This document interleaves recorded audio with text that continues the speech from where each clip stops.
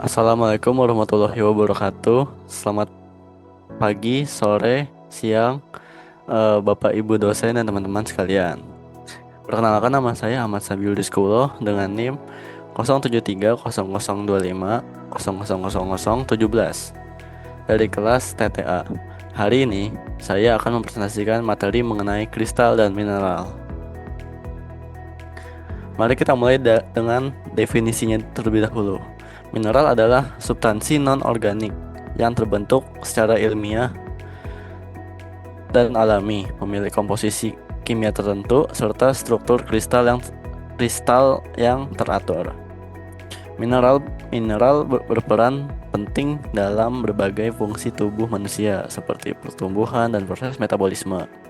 Sementara itu, kristal merupakan bentuk padatan yang tersusun dari atom, ion, dan molekul yang membentuk pola tiga dimensi yang teratur dan berulang secara konsisten.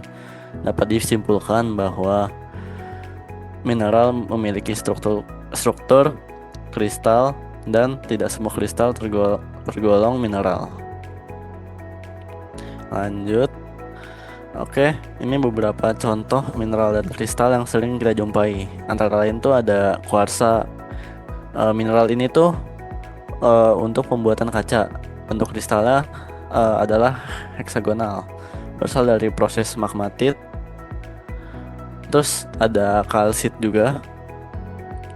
Ada kalsit yang berwarna putih dan merupakan bahan utama semen.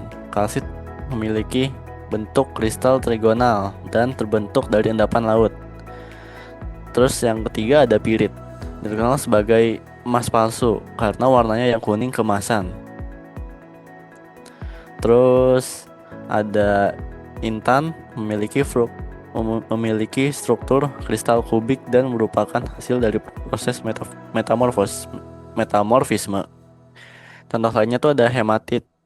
Itu tuh sebagai biji besi dan mika yang digunakan sebagai isolator listrik. Untuk mengidentifikasi mineral, kita dapat mengamati beberapa sifat fisiknya secara megaskopik. Sifat-sifat mineral mencakup ada warna luar dan warna bubuk, ada kilap atau pantulan cahaya, kekerasan yang diukur berdasarkan skala Mohs.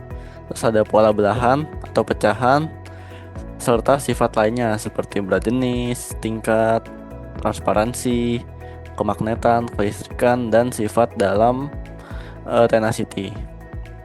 Lanjut, mineral dan kristal terbentuk melalui beberapa proses geologi, yaitu kristalisasi magma. Itu terjadi karena magma mendingin seperti pembentukan kuarsa dan feldspar.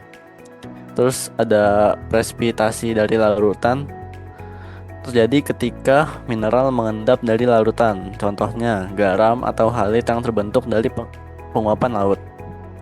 Terus yang ketiga ada metamorfisme, yaitu pembentukan mineral akibat tekanan dan suhu, misalnya grafit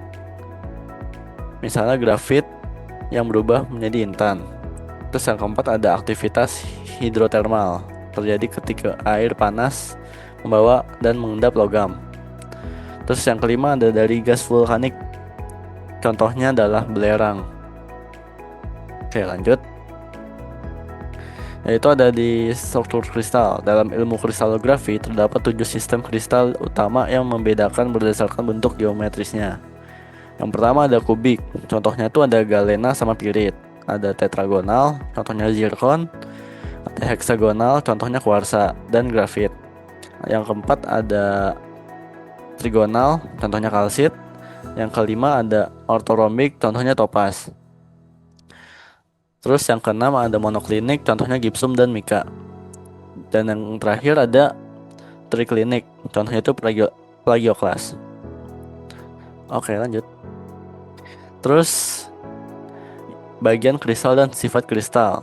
Kristal memiliki bagian-bagian dan sifat-sifat yang khas.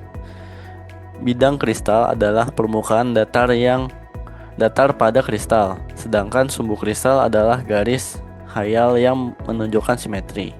Sifat-sifat meliputi simetri, transparansi, kilap, warna, dan garis, serta kekerasan. Belahan dan pecahan juga menjadi indikator cara kristal retak atau terbelah. Lanjut, selanjutnya ada manfaat mineral dan kristal. Mineral dan kristal memiliki manfaat yang sangat vital bagi kehidupan manusia. Mineral memiliki peranan penting untuk kesehatan, sektor industri, dan pembentukan di planet kita.